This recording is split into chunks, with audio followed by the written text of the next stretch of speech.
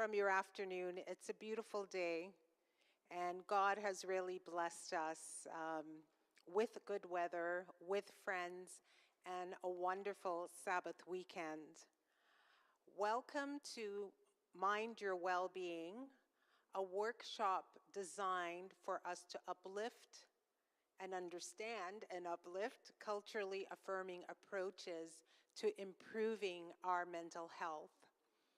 This subject continues our weekend of study. On Friday night, we talked about perseverance during our Vespers and how faith requires us to persevere through the hills and the valleys. This afternoon, I was really thrilled to hear our speaker talk about the power of God, how God can work through all of us, through one person who may think they are failing, but he can use them to accomplish a purpose. So faith plays a very important part in our journey. And we talked about last night that faith groups tend to have better health foundations than other groups who don't have faith. That hope really seems to help us along. But many with mental health issues struggle. So we're looking forward to learning more about culturally appropriate and culturally affirming approaches to health. So the outline for the program tonight, we're going to have an opening song. Then we will have an opening prayer. I will introduce the speakers of the workshop, and I welcome them. And then they will take us through the workshop. Okay, it is a workshop, so you are invited to get out pen and paper. If you don't have any, I will be handing some out to you. And by the grace of God, we will learn some new things. God is the God of wisdom, knowledge, and understanding. So we'll have the opening song right now. Thank you.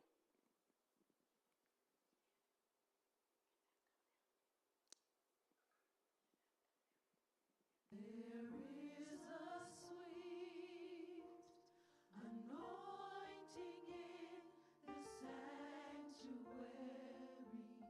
There is a stillness in the atmosphere. Oh, come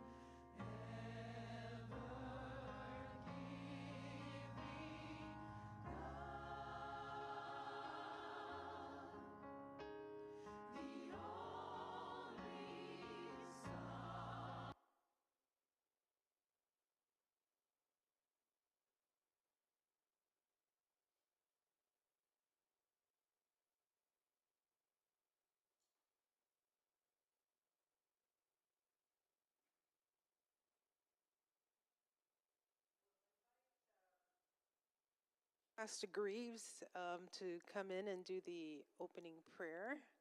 Sorry about that. The person who was supposed to do it is not here yet.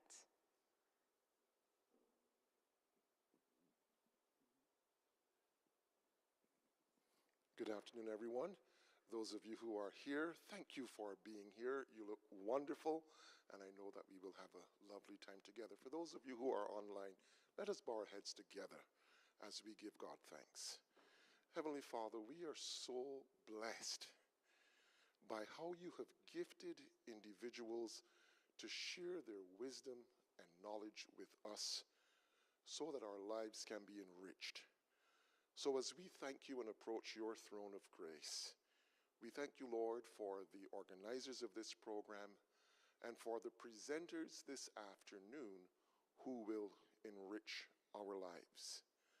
As this program begins, Lord, it is our desire, as you said through your servant John, to his dear friend, behold, it is our desire that we should all prosper physically and spiritually, and above all things, be in good health. May this be the blessing that is imparted to each one who listens and participates in this workshop today. Thank you, Father, for watching over us, for keeping us, and for loving us. We thank you, and we ask these mercies in no other name but Jesus' name. Amen. Thank you very much, Pastor Greaves. We welcome all of you again and our two special presenters this afternoon. We have Nagad Hersey. Nagad is a mental health worker at Somerset West Community Center. Nagad specializes in mental health for African, Caribbean, and Black communities. And through her career, she has worn several hats in this regard. She's worked in research, she has worked in community development, and in workshop facilitation. Driven by her commitment to address barriers in good mental health services, she has focused her efforts on dealing with the barriers that affect Black community members. And we're very glad that she has made time from her busy schedule to be here with us. Sorry, I'm just going to get my phone. The other person that will be presenting this afternoon is Sharon Roberts. Many of us may know Sharon. She has been a friend and a member of our faith group. Sharon describes herself as a daughter, a sister, a wife, an auntie, a friend, if I recall properly. And I have to tell you that she has been a friend to me. She has helped with previous programs that we've had on mental health, and we welcome Sharon. Sharon focuses on peer support. She has a lot to bring in terms of understanding of lived experience with mental health issues. And this is the format that she brings forward. She makes it real. It's not a cognitive issue of itself. It is the lived experience. It is the science. It is the cognition. It's the emotions. It's all of it. So this workshop is supposed to be hands-on. You will need a piece of paper and a pen. And if you don't have one and you're in the audience, raise your hand and I'll get you something. And right now, I will turn it over to our presenters. I believe Nagad is on first. Yes, welcome.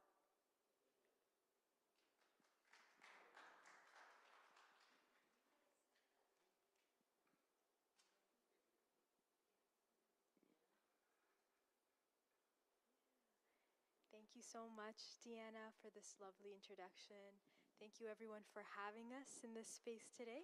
Oh, can you hear me now? Oh, okay. Is this better? Oh, there we go. Okay. Thank you so much for having us in our space today. Sharon and I are very happy to be here. We've spent quite a few months working on developing this series of workshops. So just to share a little bit about our itinerary for today, we're going to start off with a lived experience story from Sharon. She's going to walk us through her journey. And then I'll come in and talk a little bit more about the mental health education piece. And then hopefully we have a little bit of time left over for a little bit of a discussion. As Deanna mentioned, this is a hands-on workshop, so there will be opportunities for us to have some dialogue and discussion around some of the challenges that we are facing in our communities. So without further ado, I'm going to pass it over to Sharon. Yes, I can. Thank you.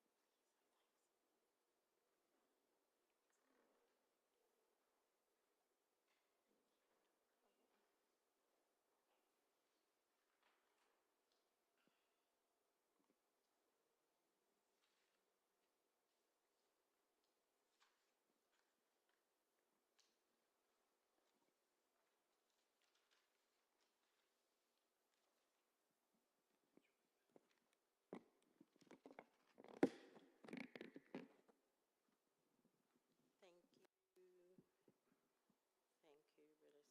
That's good. Thank you. Thank you all so very much for this opportunity to come this afternoon and talk about mental health. As you're all aware, it's a big issue in all of the world, right? So I'll share a secret with you. I am tired because I didn't get my Sabbath nap. So if I fall down, and you want to come beside me and lie down, or you could pick me up, either way. Okay. Yeah, so Nagad and I, we have been doing this. This is what, our 5th presentation? Yeah. We were asked to do 10 presentations for the summer talking about mental health, and it's my pleasure to be working with Nagad. She's a sweetheart, and she's passionate about this work, so yeah. So without further ado, I'm going to share my story about my journey with my mental health. And I want to start with sharing a verse from Psalm 144, verse 1. It says, "I praise you, Lord. You are my rock and my strength, and you teach me how to fight my battles." So the title of my presentation is Fighting Mental Illness. Imagine with me that you're 6 years old.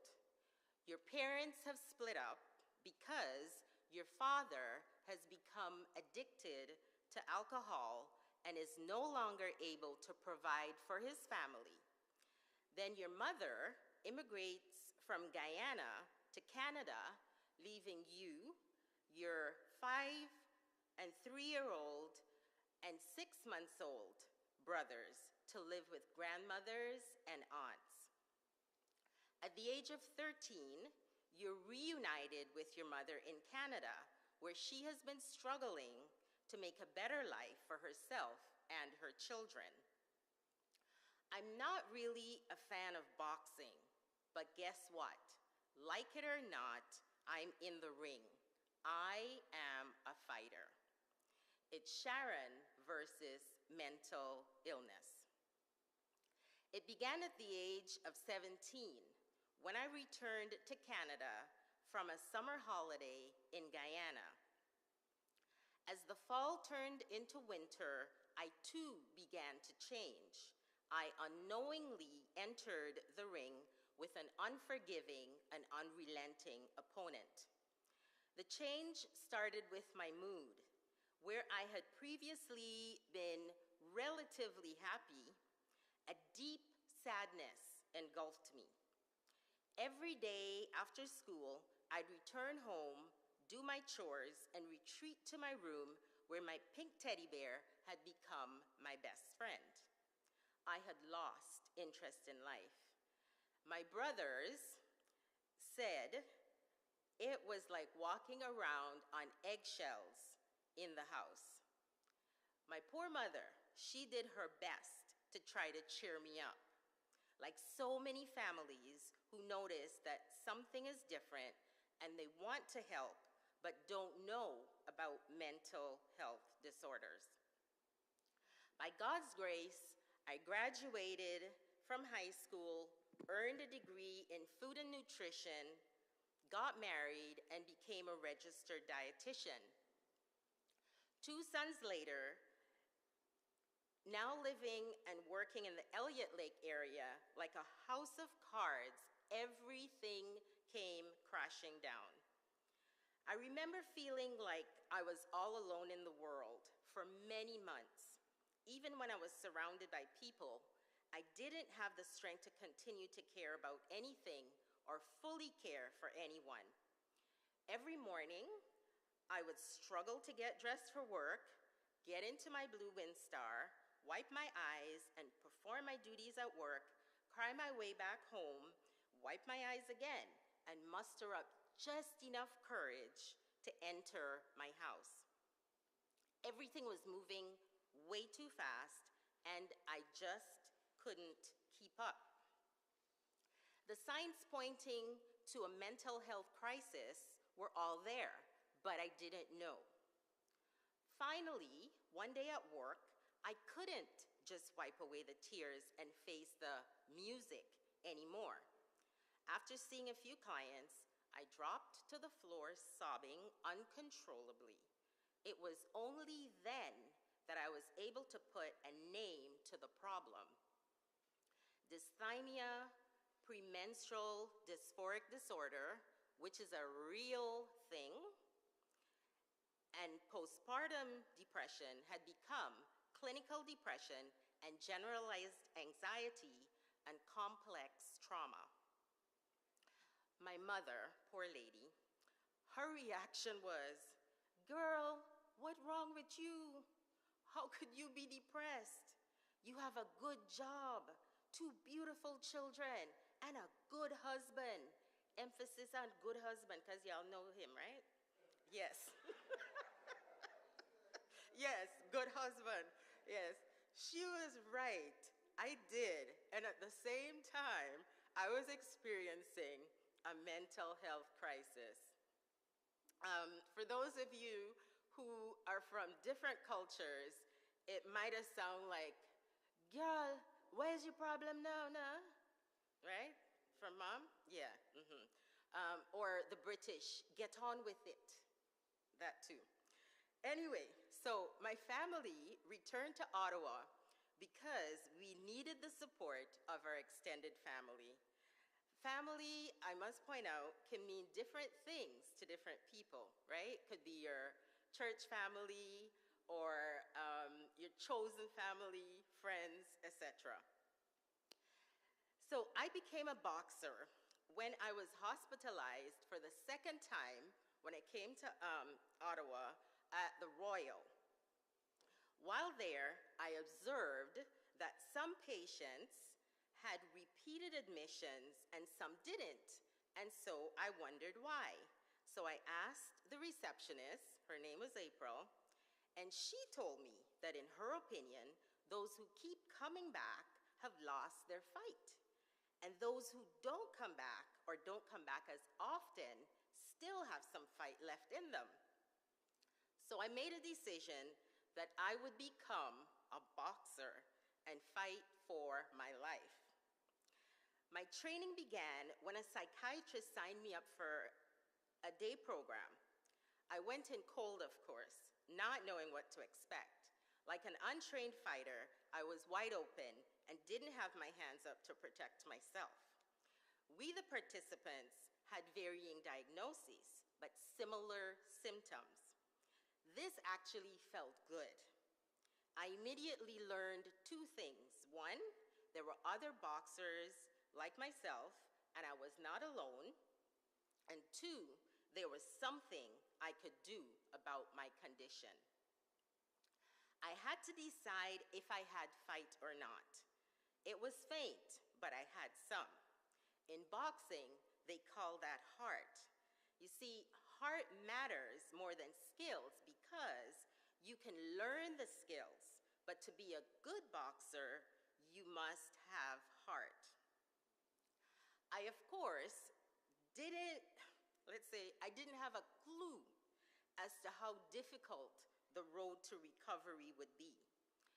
Many months were spent in bed, not well enough to do even the simplest tasks, such as taking a shower, brushing my teeth, or even focusing my mind to write my own name.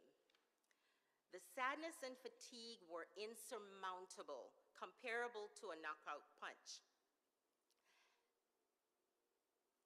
There were days when I wanted, what's the thing again? To give a warning, trigger warning. There were days that I wanted my life to be over. Suicidal thoughts consumed my mind.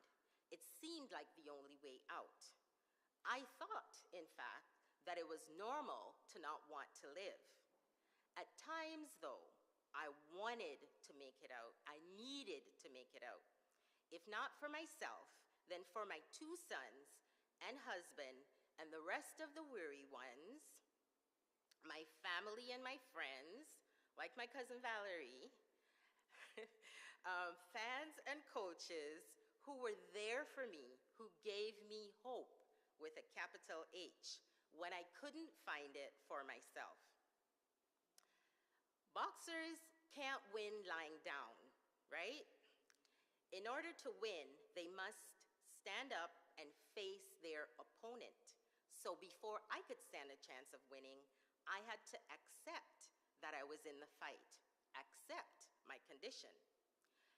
That's really difficult for anyone with a psychiatric disorder, mainly because of the stigma, which Nagad is going to be talking about a lot, and particularly because of the way our African Caribbean community view it.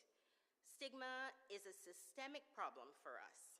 We call it demon possession, right? Or obia, right? Or we might also say the person is lazy, okay? There could be some elements of that, yes, yes. However, there is that mental health component. Also, in some Christian communities, you might be told that your faith isn't strong enough, you're not praying enough, or you're not reading God's word enough.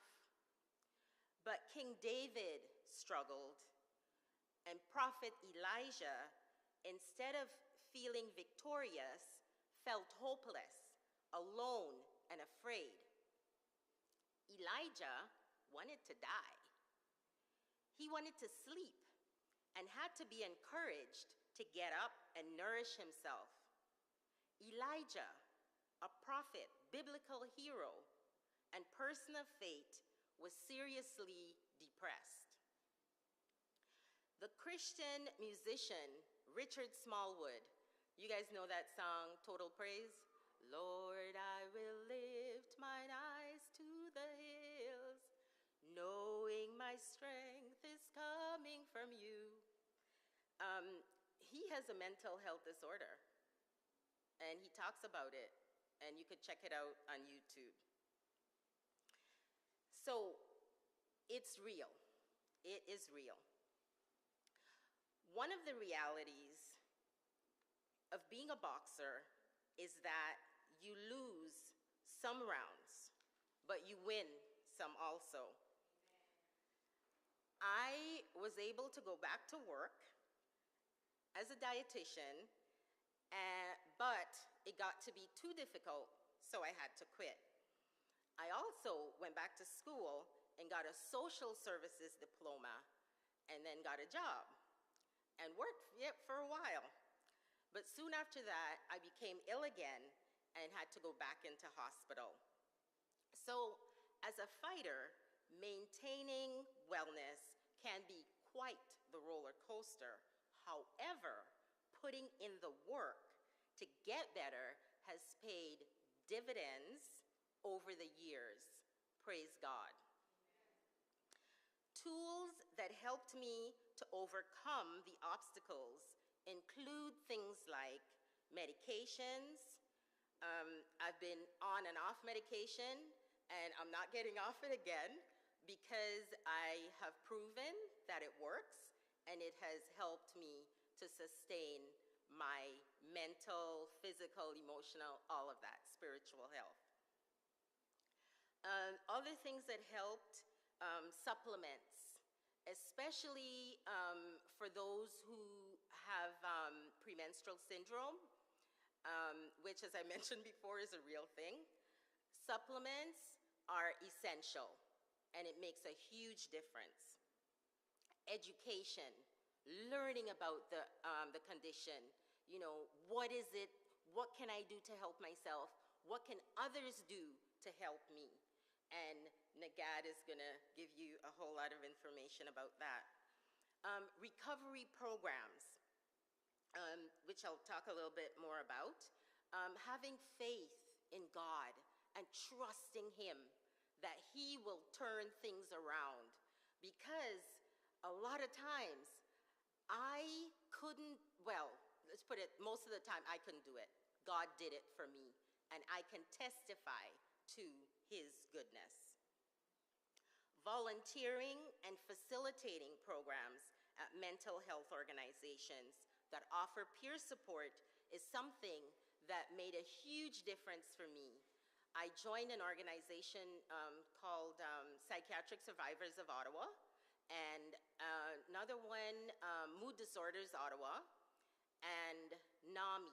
NAMI, N-A-M-I, it's an organization that provides family and friends with information to help those, loved ones who might be struggling. So I'm going to tell you a little bit about peer support, what peer support is. Peer support is emotional and practical support between two or more people who share a common experience, such as a mental health challenge or illness. A peer supporter or facilitator has lived experience with whatever it might be. It could be mental health. I know firefighters have peer supporters, and just all kinds of different things you can find peer support. And we get training on how to support others who are having similar experiences. In Ottawa, peer support is offered at Psychiatric Survivors of Ottawa, Mood Disorders Ottawa, and recently the Royal Ottawa. They just launched what's called a peer support hub, and folks can get peer support there. Also, the Ottawa Black Mental Health Coalition, which is who Nagad and I are working with. It's a coalition that has different organizations that provide mental health services. And let's see, what else? Peer support can be formal or informal. It can be one-on-one or offered in a group setting. So I want to share with you, and I hope I get this right, an example of what peer support can look like. And I heard my mom and my aunt, Esther, who passed away, I heard them talking, well, my mother talking on the phone one day. And so this is kind of what they said. Norma, girl, my sugar, I ain't doing too good with my sugar today. You test yours? And I'm guessing my auntie would have said yes. And then my aunt, I heard my mom said, yes, I took my tablets. So I'm guessing my mother, my auntie Esther would have said, girl, you take your tablets today. So that is a form of peer support, right? For diabetes.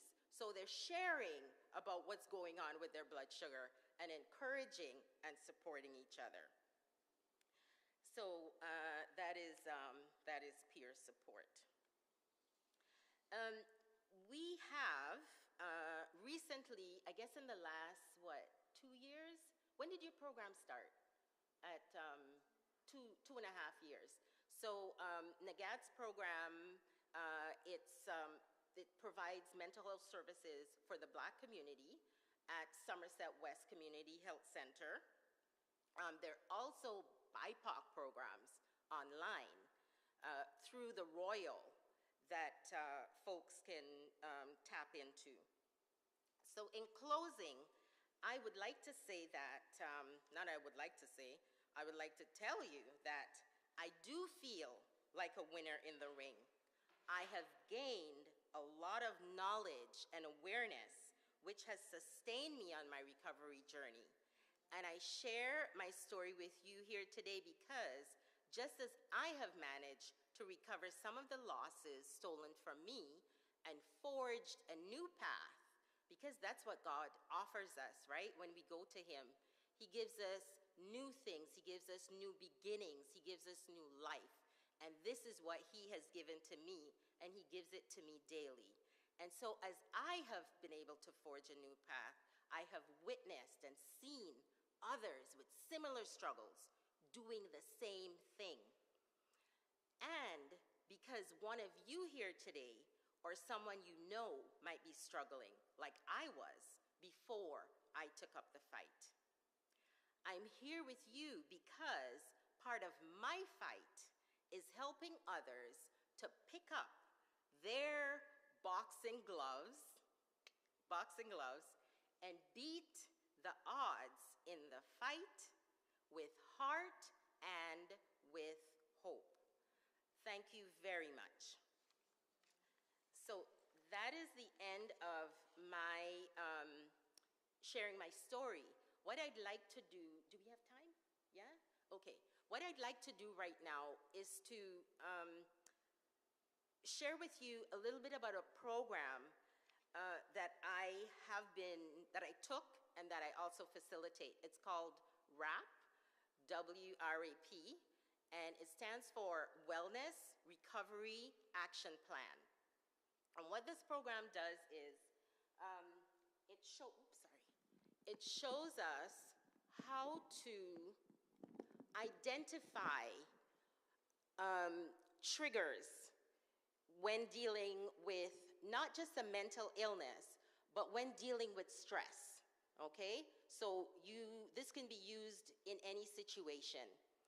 So we look at what am I like when I'm feeling well, okay?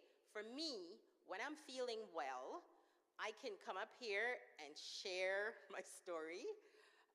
When I'm at home and I'm feeling well, I can focus better and I can complete tasks, all right? But when I'm not feeling so well, it's more difficult for me to focus, right? I, start something and then, I go on to something else and, so that is what I'm like when I'm not feeling so well. So one thing, you figure out your triggers. What triggers you at work? What triggers you at home? Things like something might not go so well, right? You had something planned and it didn't go as well as you hoped. So, that could get you upset, right? Get you angry, frustrated maybe. So, triggers, what am I like when I'm well? What I'm like when things are breaking down, right? Oops, wait a minute, I skipped one. Early warning signs. So an early warning sign could be fatigue, right? I didn't get enough sleep. And then when things are breaking down. So when things are breaking down, it's like, y'all don't come near me, right? You know what I mean? I could get upset, right? For the smallest thing, yeah? For the smallest thing. So when things are breaking down. And then the next one would be for someone who has a mental illness, it would be crisis. You're in crisis. So you're shut up in your room for, days or weeks, right? In crisis, might have to go to the hospital, and things like that. And then we look at post-crisis. So what I'd like to do right now is I'd like for you to think about what's something that gets you upset, right? What's something that triggers you? And if you could write it down, right? For me, when things don't go the way I plan, it throws me off, okay? So what kind of reaction would I have? I might get frustrated, okay? So if you could write that down, something that triggers you and how you feel. So there might be a number of ways that you might feel. So I'll give you a minute to do that.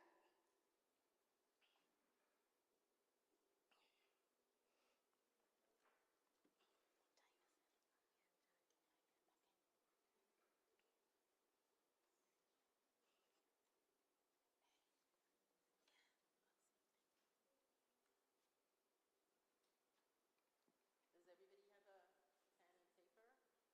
Does everybody understand? Yeah? Okay, good. Because sometimes,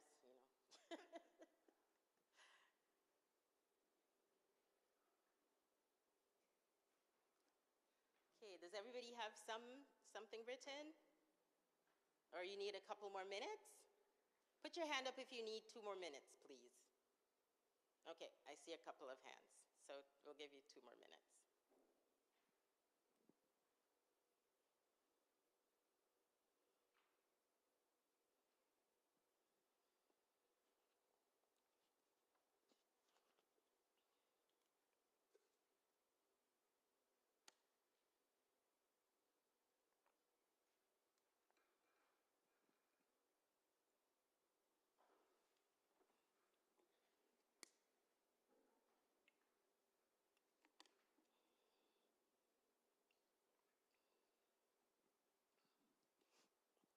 Okay, so now that you've identified a trigger, right?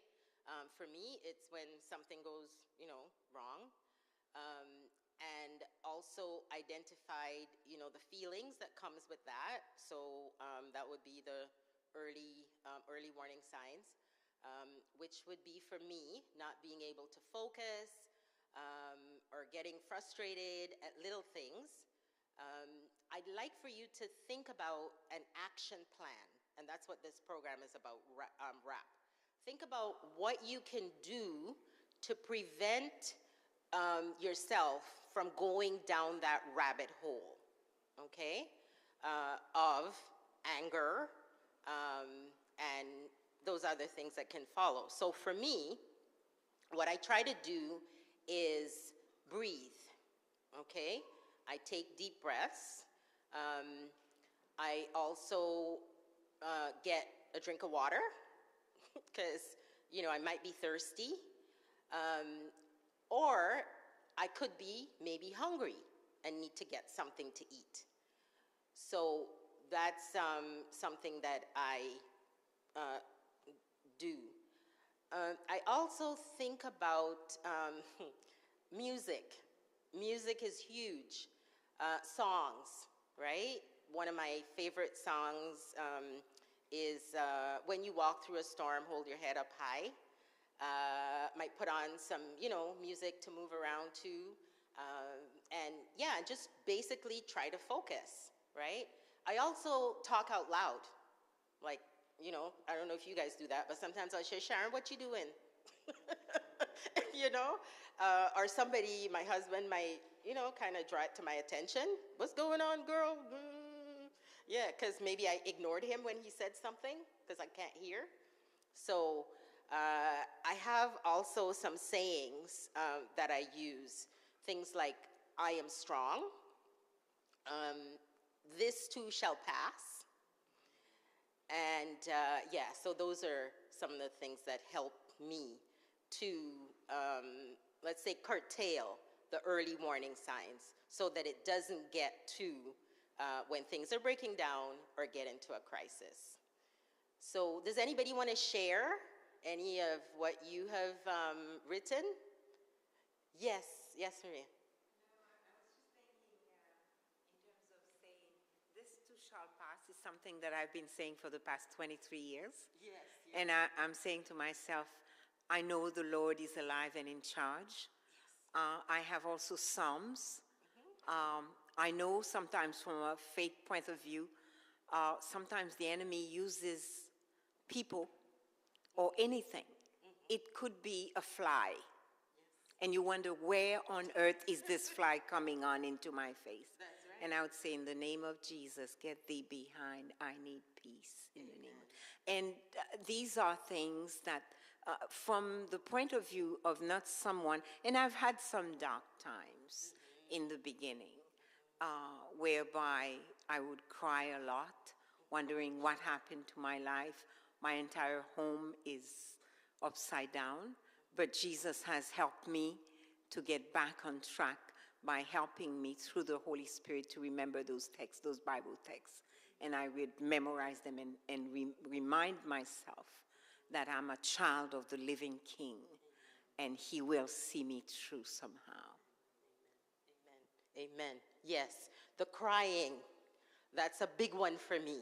Yes, that, tells me that something's off, right? And and sometimes, you know what? You need to have a good cry. We need to have a good cry. I know I have felt really good after a good cry. So yeah, that's definitely one of the warning signs. And Bible text, yes, indeed. The other thing too is we might be tired and need to take a nap. That is huge. Because I know before I became ill, I didn't used to sleep a lot because I was in university, right? Those late nights and stuff, right? Doing the papers and whatnot. So yeah, we might need just to take a nap and that might fix it. So you want to share that? Yeah. For me, when certain things happen, there are many things. I mean, we have many triggers, all kinds of triggers. Withdrawal is the one I did as a young child, and only realize it more as I'm older. I take time out. The danger of that is if the time out is long, then you don't want to do time in anymore. So the affirmation are things that help. There's sounds you go, okay, girl, what you doing? Get up, get up. Either go for a walk or just face it, And it's that affirmation I find that, really helps. We were doing some Bible study, and we were studying Elijah. And I couldn't really realize how crazy he was, And it didn't matter what God said to Elijah. He did not believe that he was not the only person. And it's because of how he was feeling. It was how he was going through, what he was going through. And the thing is, it helps us, and I think that's what the Bible does. It helps us to recognize that you're not alone in this. You're not alone in this, and it's a reminder to tell ourselves and to tell others, you're not alone in it. But my retreating thing, every day I work with God about it, and say, okay, I know I was upset. I don't know if it's a good thing I should face that person. Because it's easier for me to do that than to say the wrong thing. So it's like, so I'm like, no. But it's the assurance and also the affirmation that you get from using words. Like words that can help you, words, especially Proverbs and Psalms. And my mom had a thing, like if anybody feeling anyway, she said, you must say, get thee behind me, Satan. That. That was the regular. Get thee behind me, Satan. So no evil can come your way if you get up with that little text. So, and thank you again, Sharon, for sharing. Thank you. Thank you, Valerie. And I think that's it. Anybody have a burning desire to share? You good? Eh? If I cannot get a break from what I'm doing, sometimes it triggers me. Because if I don't get that break, then I can't reconnect with what I'm doing. So I have to take a break and then reconnect with God and then continue. So I think during the day, sometimes when you're doing what you're doing, you should take a break. It's important. Excellent, excellent. Thank you, thank you. Okay, so that brings us to the end of my portion, and I'm going to turn it over to Nagad. Thank you so much.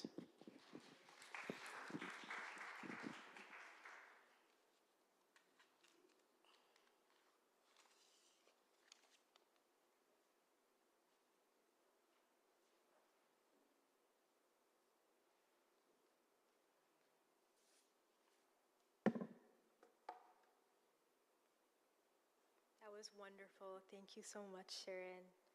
I always love that activity. I think it helps remind me that, especially when things are difficult, having that action plan and knowing how to use it, getting some practice in before something difficult happens, it helps me remember that there are things that have helped me get through challenges before.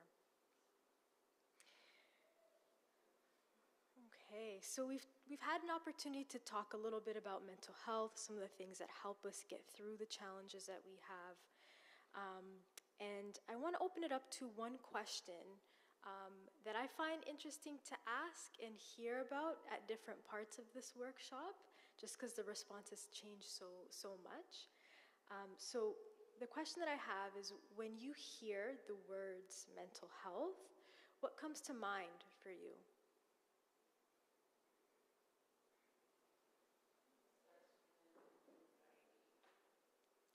Depression, anxiety, yeah. Anyone else?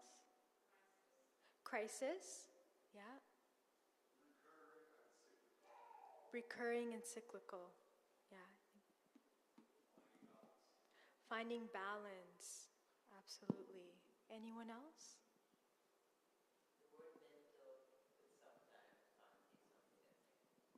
Yeah. Absolutely.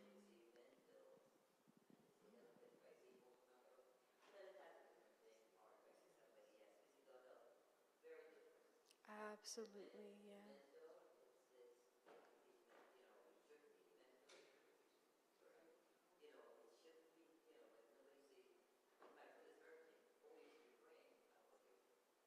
Yeah. Yeah.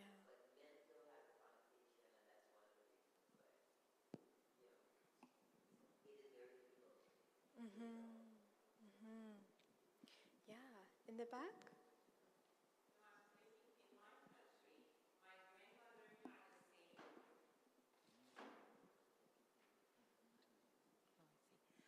Growing up, I heard my grandmother saying, "It is the head that carries the body.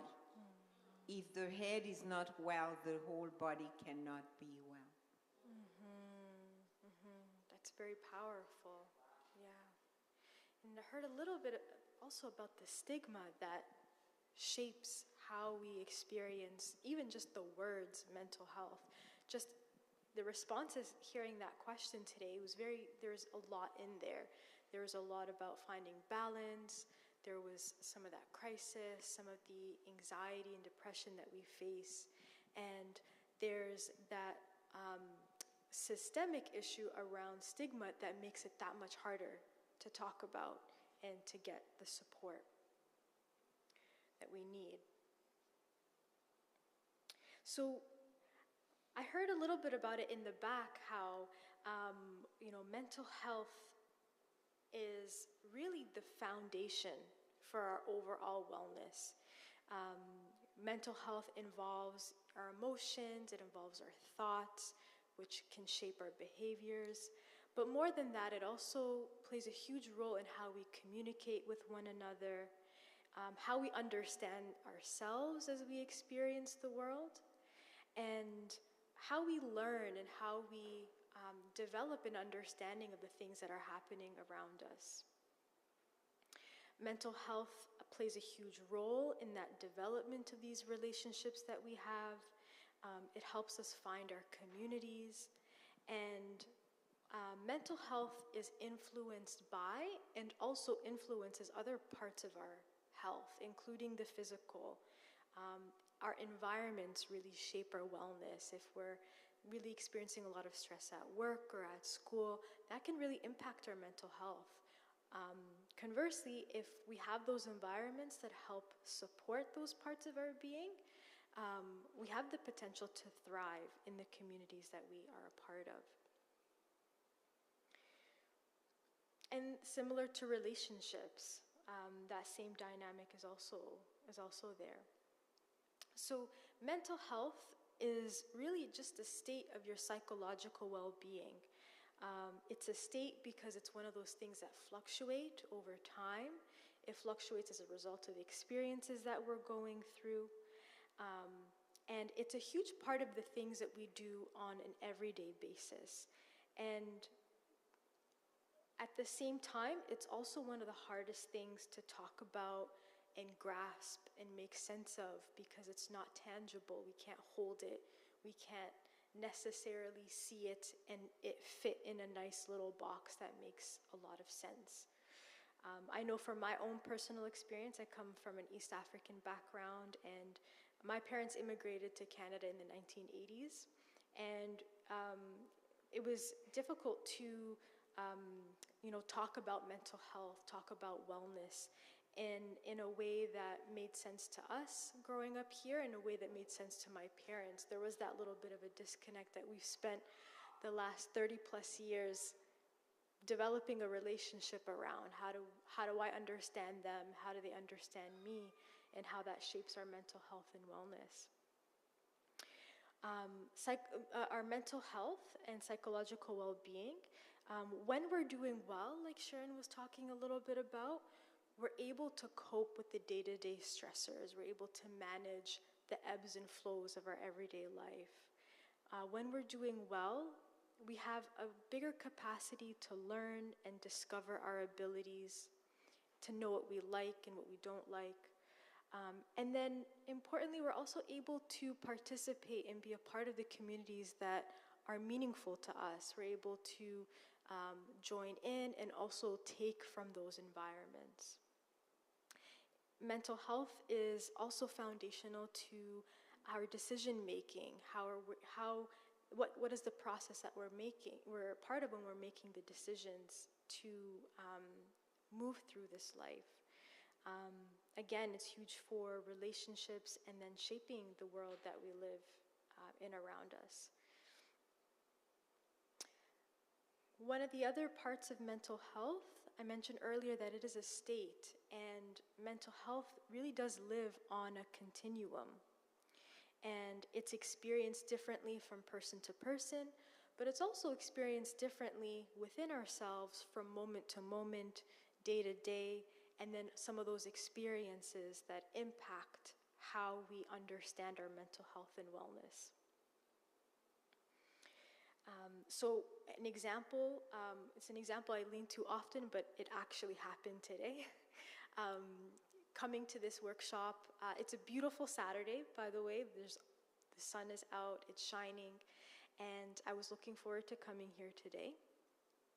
And overall, I'd say I was doing pretty well. And then I pick up a phone call, and it's a pretty difficult one. And now I'm kind of figuring out, how do I move through the rest of my day hearing some very difficult news? It changes how I want to show up in this space today. It changes my commute here. Instead of thinking about the preparation for this workshop and being available for it in the way that I was before the phone call, now I'm thinking about the different scenarios after receiving this phone call. So just from that, 3-minute phone call, my whole world changed in an instant. Now, let's add in some resources, some coping strategies. Sharon was talking a lot about that action plan, which can really shape and change how It can't change the experience itself, the situation, but it might be able to help me cope with how I'm dealing with this challenge. So add in a resource, add in, I get the opportunity to call my sister, talk to her about the situation. And I'm noticing I'm feeling a little bit better. Now we add a few more resources in, connecting with a bigger community about it. And again, that adds to how I'm feeling about the situation overall. So we're talking about mental health and wellness and the ebbs and flows of how we experience our mental health. And a big part of that is how our mental health changes as a result of the distressing experiences that we go through, but also the coping strategies and resources that we have available to support us through these challenges. As I mentioned, mental health is on a continuum, and that continuum is very broad, and it goes from all the way to mentally well and healthy, all the way to mental illness, which is a diagnosable disorder.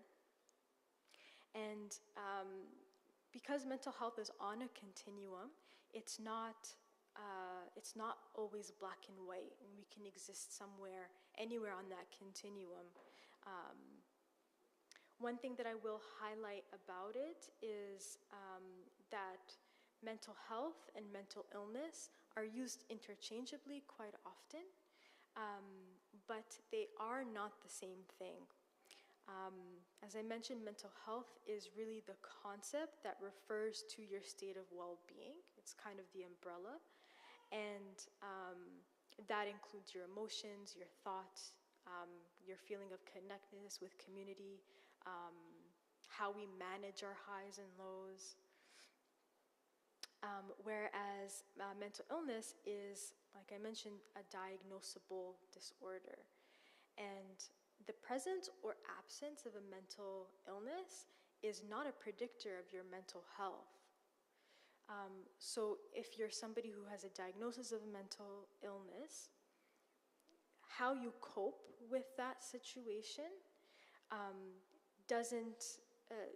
how you cope with it is what dictates the mental health. So someone who's struggling with a mental illness could have really incredible mental health because of the management and the support that might be there. Similarly, someone who does not have a diagnosable illness could be really struggling with poor mental health because of the coping strategies and the resources haven't necessarily developed yet.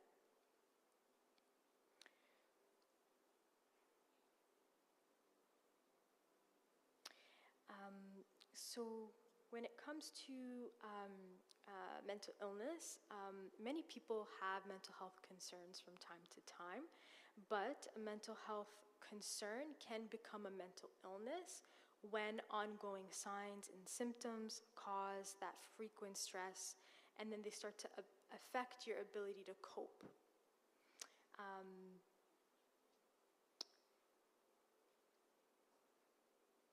Mental illness can occur for many different reasons, and it could happen to anyone.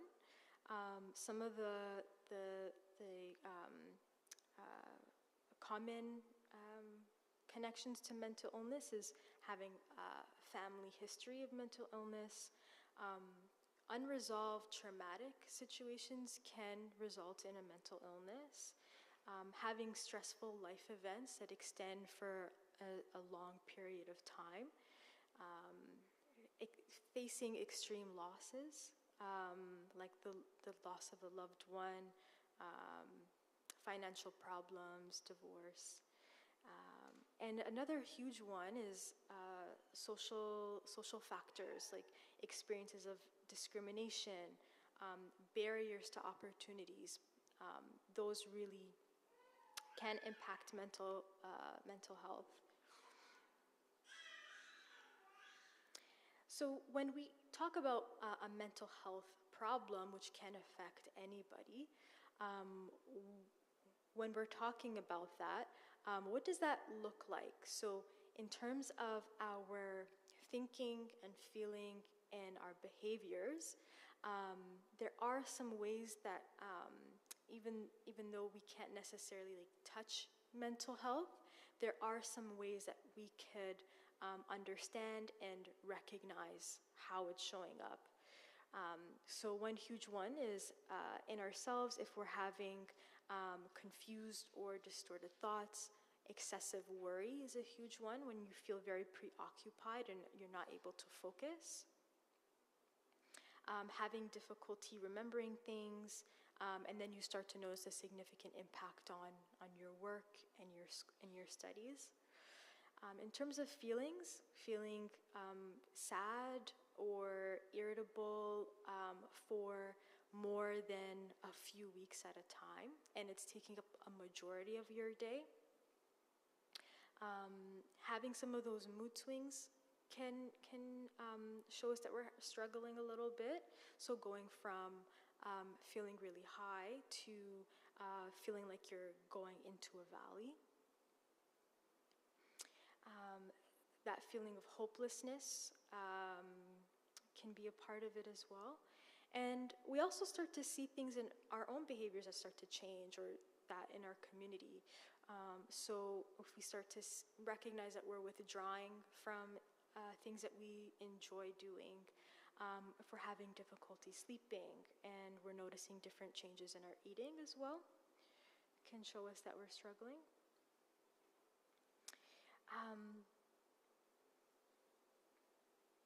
So experiencing any illness or challenge around mental health can be really difficult to navigate. But there are supports and treatment options that are available. And taking care of our mental health, like Sharon was talking a lot about earlier, is finding a balance in different aspects of our health, like getting that physical, taking care of our physical body, our emotions, our spirituality is a huge one, to help support us in maintaining a balance.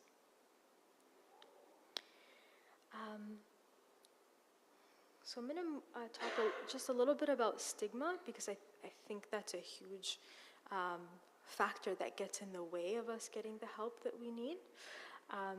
So just generally, stigma is the negative and often unfair social attitude towards a person or a group of people based off of many different factors.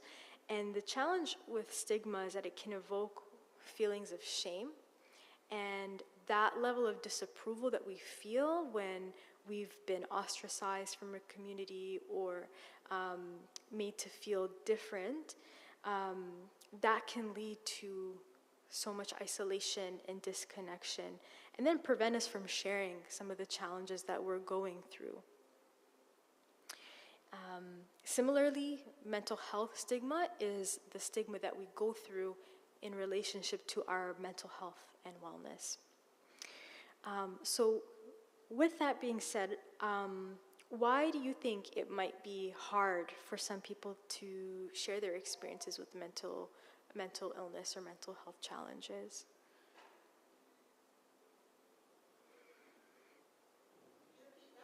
Yeah. Why do you think it might be hard for someone to share their experience with mental health challenges? Stigma. Yeah.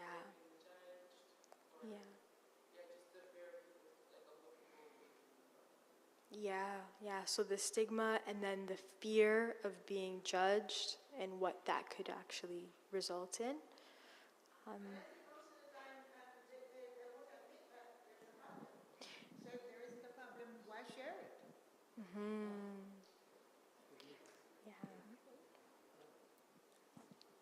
Yeah. We need to use the mic for those that are online to be able to hear us. Okay. Sounds good.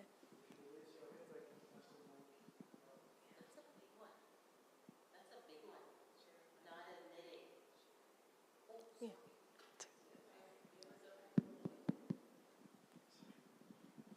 Yeah, I was just going to say that that's a big one.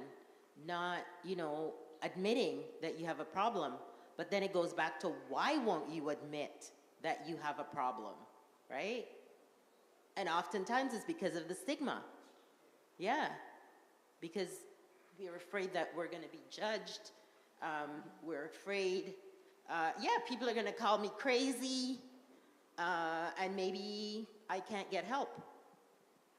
I just want to add on to what you were saying, Sharon. I think sometimes people have normalized the problems that show up. So if your family has a history of undiagnosed whatever it is, it just looks normal if that's normal within your community. If hardships are normal within your communities and everyone just kind of grins and bears it or just pushes through, like I hear that a lot, like, you just have to do what you have to do. Yeah. If that becomes the cycle of your community, then you're never going to seek help for whatever your mental health issues are, or it might become a mental illness that just becomes normal and acceptable. Absolutely, yeah.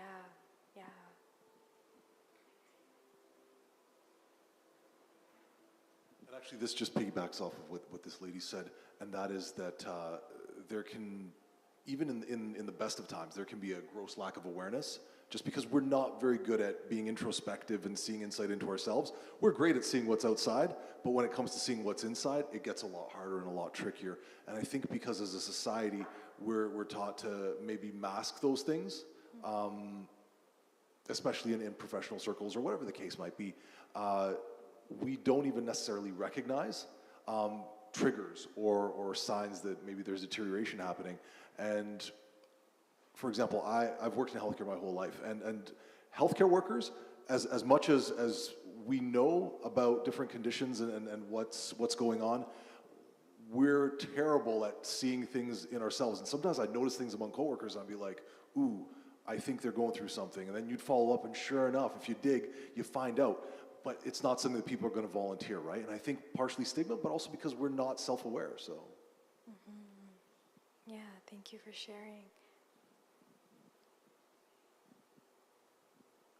Yeah, mine is just a question for someone who was not admitted that she or he has a mental health. How can we help him or her to know that she has that problem? Yeah, that's a great question. If it's all right, I'll come back to that question towards the end, but that's a really important one that I think I'd like to spend some time with. Yeah. Anybody else? Deanna?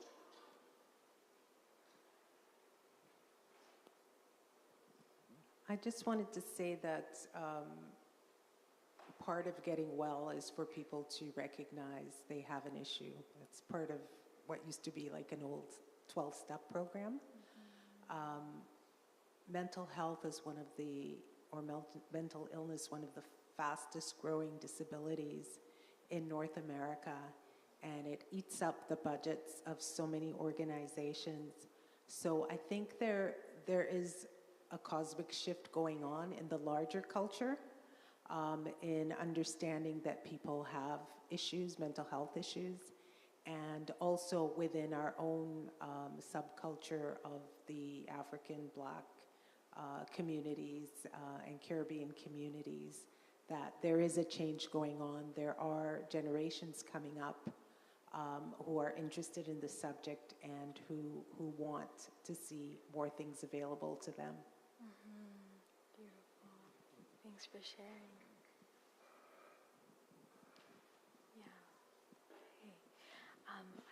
I just want to honor the time that we have today. And before we move forward, I just wanted to, there were some really beautiful responses to that question. And one thing that really stood out to me is how within our communities, certain things become normalized. And then how do we then become aware when something is impacting and really affecting our lives, and when it's you're able to still move forward. One thing that reminds me of is growing up in my culture, we didn't have any of these words to talk about mental health and wellness, but what we did hear a lot about is how much physical pain someone was in. So I heard a lot of my mom and my aunties always talking about, their body is aching and they're tired and their heads hurt. And it didn't occur to me until very recently that a lot of this is actually linked to mental health and their wellness, but we just didn't have the words to talk about what that was. So I wanted to talk a little bit about faith and mental health, because it's a huge piece of that balance and finding the community and the supports and the resources to weather some of these really difficult situations that we go through. Faith and having a faith community can really provide people with developing a sense of connection to their community, but then also to something bigger and outside of self. The support that the faith community can help, the support that's offered through a faith community can help a person, look within and then understand some of the situations that they're going through with the support of scripture, with the support of, people to talk to about it that you trust. It can help really understand the interpretation and the meaning of life. And there are so many practices that are part of faith communities that could help move through certain challenges. And like Sharon was mentioning, there's a lot of that inspiration, inspiring words that you can lean on when things get very difficult and challenging. So I know we are coming close to the end, and I think I'll leave it there. Thank you all so much. I will be around. I know there was a couple of questions that I wanted to come back to, so I'll be around for a little bit to answer some of those questions. So,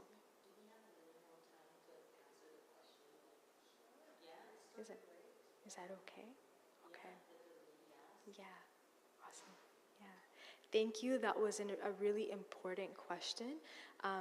To recap, and please correct me if I miss a part of it, but how do we, when we recognize that someone in our community is struggling, how do we help them recognize that they are and get the help that they need?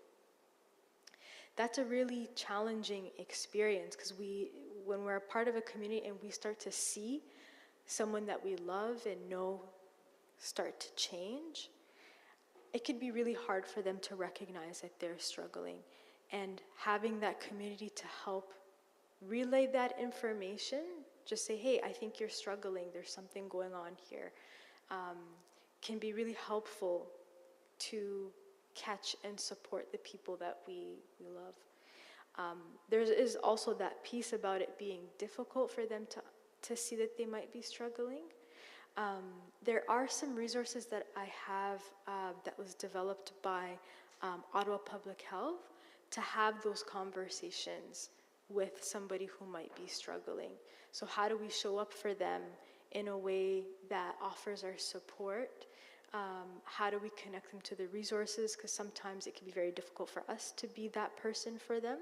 How do we get them connected to somebody who can help with that as well? So I'd like to, Deanna, is it okay if I email you that resource? Because I think it might be a helpful one. Yeah. Yeah. Okay. And until the person is ready to get the help, it's difficult. We can't force anyone to get the help. We can give them information. We can be there for them, right? I know one thing that helped me a lot was one of my moms. She would come to my house and sit on the floor and pray and sing and read scripture for me. And that gave me support. Bringing me a cup of tea, bringing me some food if you see I'm not coming out of my room, right? And just trying to encourage, but not to, not to, do too much. Yeah, but just to be there, right? I mean, I had a problem from since I was young, and I didn't know.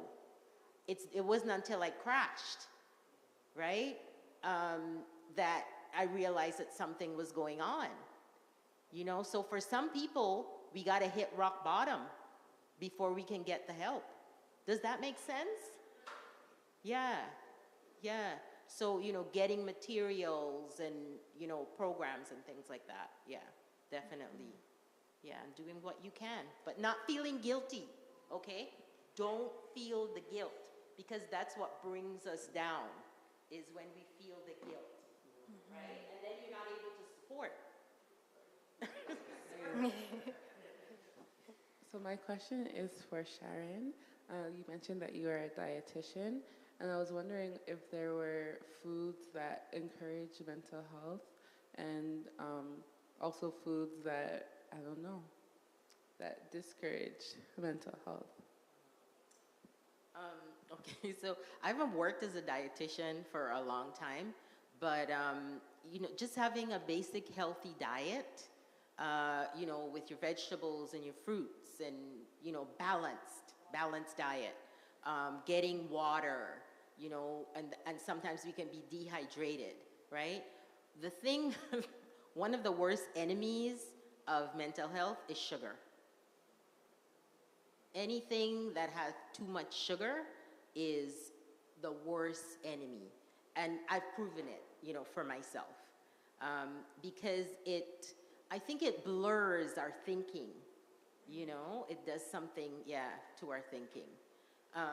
Trying not to overeat, and making sure of not skipping meals, because sometimes when we skip meals, then our blood sugars can go low, and that can, affect our thinking.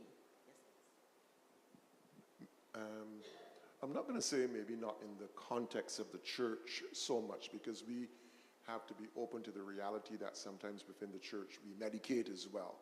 But one of the things that I have seen in my own level of counseling and interacting with individuals in and outside of the church is alcohol.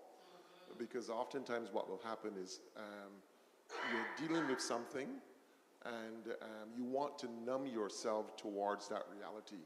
And I find that people who are dealing with certain mental health stressors will turn to some sort of substance or the other. And in my own pastoral counsel and practice, I've found, again, not so much with people in the church, although it does occur, but when I'm talking to folks on the outside who might reach out to me as a result of some connection, alcohol is one of the ones that does not help at all. Folks might feel that it's helping you to cope, take the edge off of what you're dealing with, but ultimately I find that it becomes more of a challenge than a help to those who are dealing with mental health. So in that general category, I would say we have to look at any food or habit that might become a comfort habit that does not necessarily promote good health, right? Absolutely, yeah.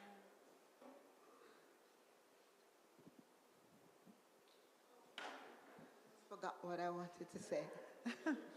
I was just thinking, when I listened to Sharon's story, and it would seem as though the shift in the family when she was younger had something to do with her mental illness. Now, I was just thinking, if we were to change the circumstances, would she still have a mental problem? Or was it that what triggers that problem? That's a really good question. You just don't know? You don't know? I also have my dad has mental health issues. Okay. And on my mom's side, we have mental health issues. Okay. Because there's one thing, well, you know what I'm talking about, Sharon, and I wonder if when someone is in a crisis and we notice it, if we can change the location, if we can try and lessen the stress if it would help in any way. You think it would? I think it absolutely can help. One big thing that is coming out to me as we've developed this is how important it is to, because when things happen to us, it's very difficult to change the thing that had already happened. But when we have the tools to help us get through it, that changes so much. And in that sense, I think it could absolutely help. Yeah, what do you think, Sharon? I think a big part of it too is communication, right? If I can give voice. Communication, to be able to give voice to what I'm feeling, right? Like Valerie was saying, when she feels stress, she just withdraw. But if she could talk about it, right, to someone, right, then that might change the dynamics of the situation. So maybe, like and you mentioned about, when I was younger and my parents, right, they changed location and so forth and so on. Maybe if I had somebody that I could have said, I miss my mom, right? I miss my dad. That might have helped me, to be able to voice that. And then too, with other situations in my life, if I had felt comfortable enough to voice it and then get the help. Does that answer? Yeah. So I don't know that the situation would have to be perfect, because there's no perfect situation in our life, right? There's always going to be trouble, but it's having the tools to cope and be able to talk about what's going on and be able to resolve, and find some things to help us to cope. I'm really glad that you and, is it Nagad, have mentioned that there's tools that you can use to address some of these situations and concerns. Do you guys have any information about what some of those things might be? Yes, Nagad has information over there.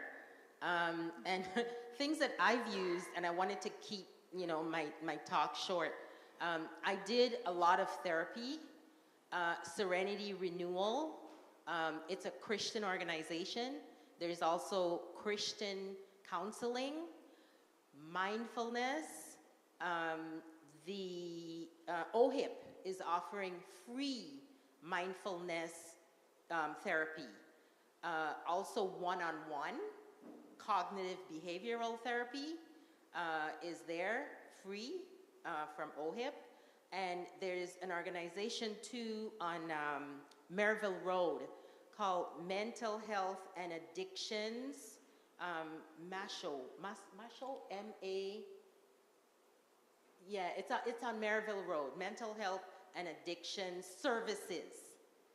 Yeah, so, and also, like I shared too, the Royal, they have programs, and it's not only for clients at the Royal. They have peer support. They have what's called the Prompt Clinic, P-R-O-M-P-T clinic at the Royal, where they do outpatient services, and you don't have to be a client at the Royal.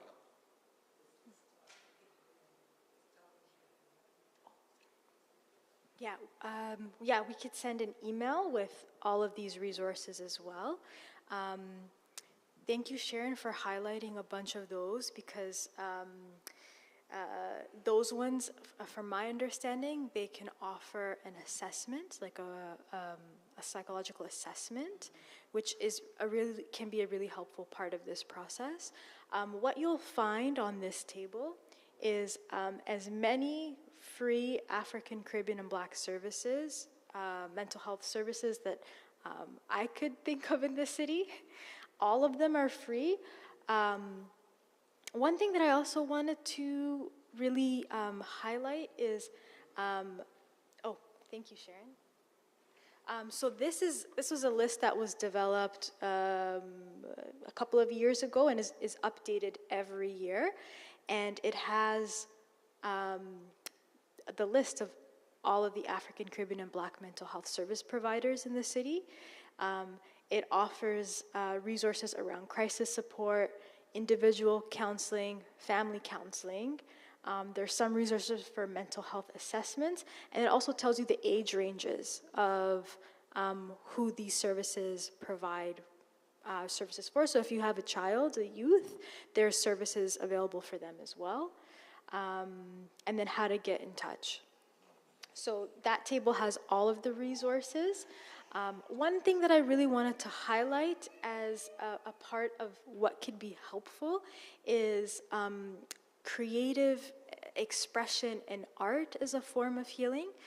Here in Ottawa, we have tons of resources around expressing yourself and using that as a vessel for healing. There are a couple of writing programs that exist here in Ottawa.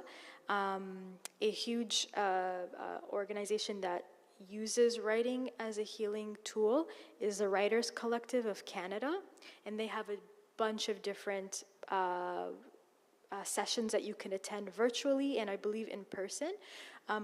Sharon? Maybe. Sharon, the mic. In Canada in September. For those who... sorry. We're going to be doing a writing program through the Canada Church in September. It's going to be a 4-week program. And what we're going to do is you get prompts, and then you write for a certain amount of time, and then share, which is what the Writers Collective of Canada offers online.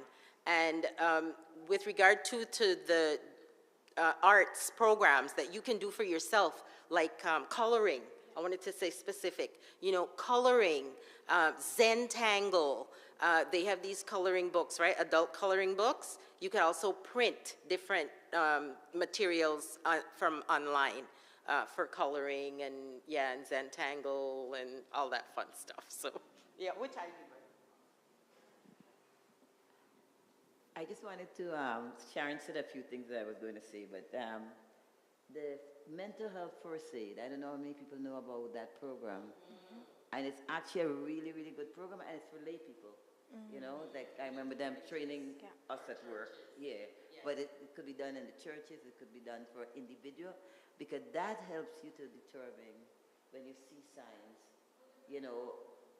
it helps you to determine when you see signs, what the signs are, what you look for, etc. It's a little heavy, but it's a really, really good program. And it has the questions in it. Like sometimes people come to you and they're telling you something, but you don't know what to answer, or you don't know what to say. You could actually slip in the book and get a nice little question that may be like a prompter to be able to help people to want to talk. And the whole thing about people wanting to talk is relationship.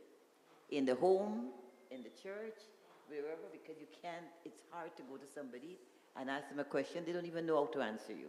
They don't know what they're feeling. But when you have that relationship, and that's what the mental health first aid does. It helps you to be able to ask the right questions. And Dr. McKenzie, I don't know if you guys know about Dr. McKenzie in Toronto. He actually did a study on the issues of immigrants, where Sister Edwards was bringing up, in terms of what happens to immigrant kids and all those things in the excellent study. Yeah. And so those are some of the things that are out there that can help.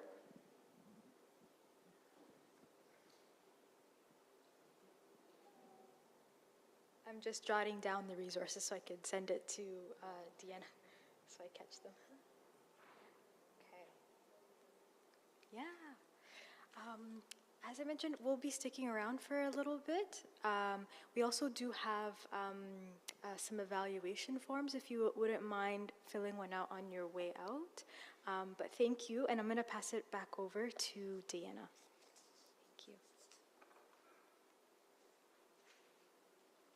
Aren't you glad that you came on this sunny afternoon to listen to this? We were most blessed. Thank you very much.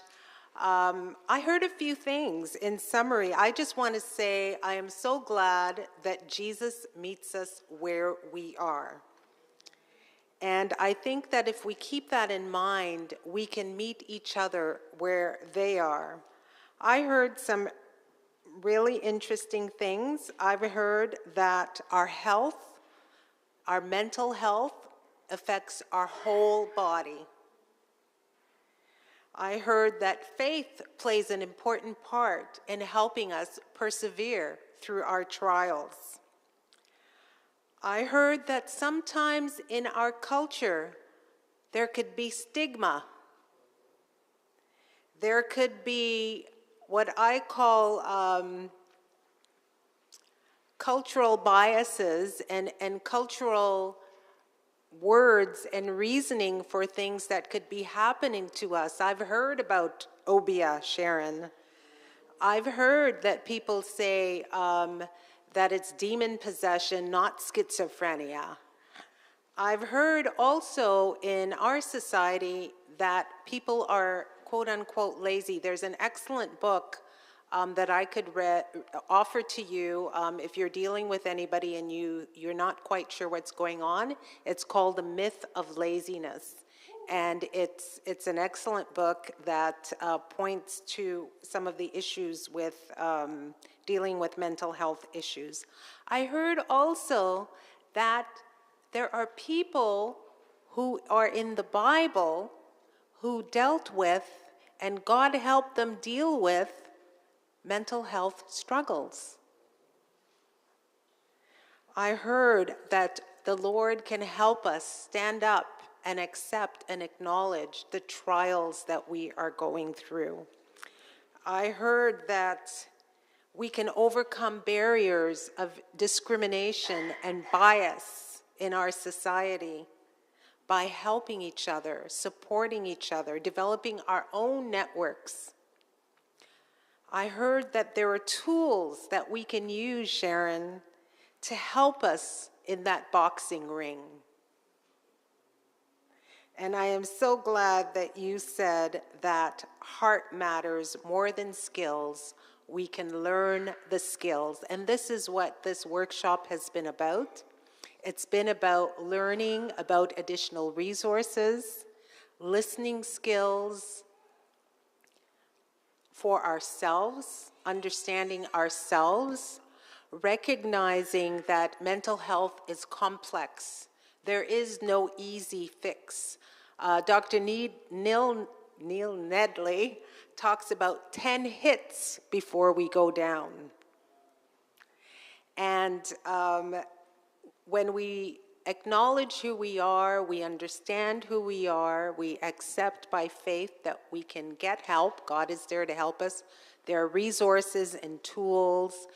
Many more people of color, if we're more comfortable speaking to a psychologist or psychiatrist or a mental health worker of color who understands where we are and perhaps our cultural background, that is now available to us.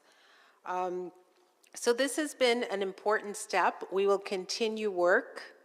It is a field that, as I said, that there are a lot of issues and a lot of new information coming forward. When we go through these things, our body chemistry changes. And one of the tools we heard about is to find out what works for you to help you deal in the moment. Do you need a nap? Do you need more water? Nutrition, very important.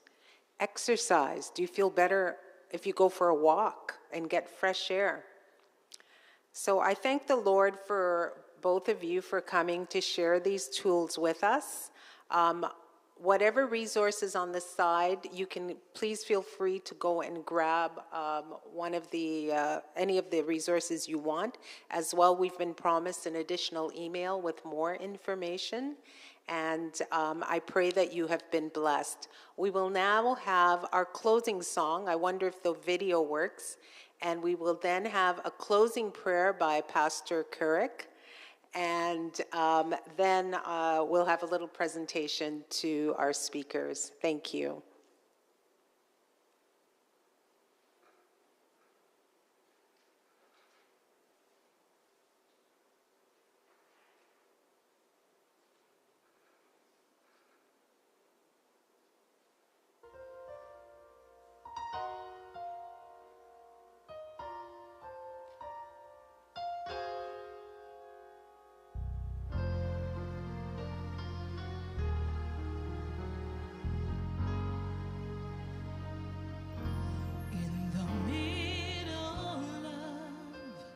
the turbulence surrounding you, these trying times are so hard to endure.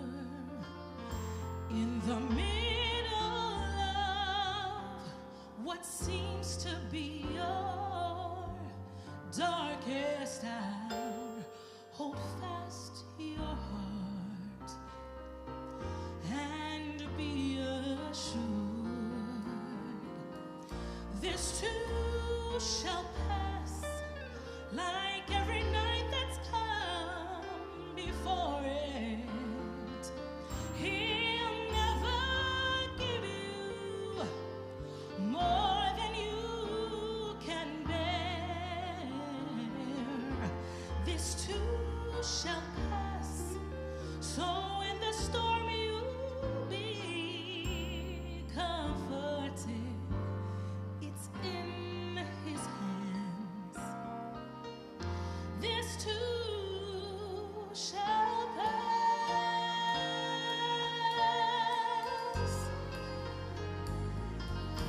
The Father knows each tear you cried before they fall. He knows your hurt, his heart and yours are one. The Father knows that Satan's heavy chains are strong, but with his strength you'll overcome. This too shall pass, like every night that's come before it. He'll never give you more than you can bear. This too shall pass, so in the storm you'll be comforted. It's in his hands. This too shall pass. So turn your eyes, turn them on the mountain, and lift your head, lift it to the sky, and let his arms of love surround you. Let him take you to the other side. This too shall pass, like every night that's come and gone before it. I'm so glad he won't give you more than you can bear. This too shall pass, so in the storm you'll be comforted. It's in his hands. This too shall pass. It's in his hands. This too shall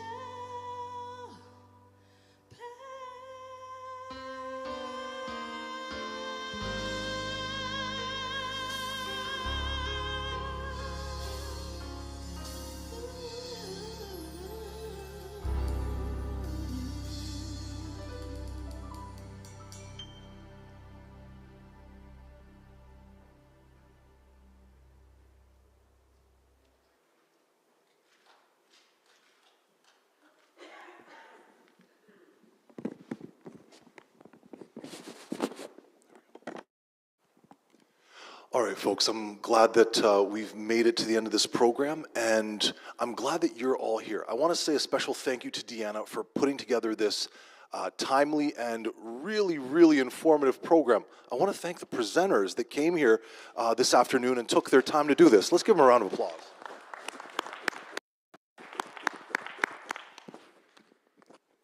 I feel like we've just touched the surface of a very deep gold mine of tremendous information.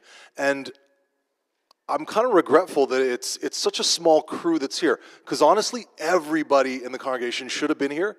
So my suggestion is that if you see something, say something. I don't mean like call the cops, but I mean talk to the person, right? And say, hey, what's going on? Reach out. Make sure that you're there to kind of make sure that people are doing okay. Because I know that there's a lot of people that could benefit from the info that was shared here this afternoon. And now we're change makers because we have that information in our grasp. So let's make sure that we're the change that the world needs, and especially here in our community, whether here in this church or outside. With that, I'm going to ask us to all bow our heads together as we, and stand up, thank you. Let's stand up together and bow our heads as we have our closing prayer. Father in heaven, I want to thank you for your goodness, for your kindness towards each one of us, and I want to express gratitude for this community that we have here and for the afternoon program that has been revelatory and also informative and has been the medium for change in the community around us. I ask that you would continue to guide each person here, each family that's represented here, and especially all the families of Benjamin Church. I pray that you would protect each person as we go in different directions, and that you would help us to put this information to good use as we seek to be the hands and feet of Jesus. And I pray these things knowing that you are capable of doing all things and performing miracles, and that together we are better. We're stronger, and that we can achieve all things through you. In Jesus' name I pray, amen. Folks, please be seated, and please remember to talk to the presenters and also to the organizer. Also, please return your feedback forms. All right.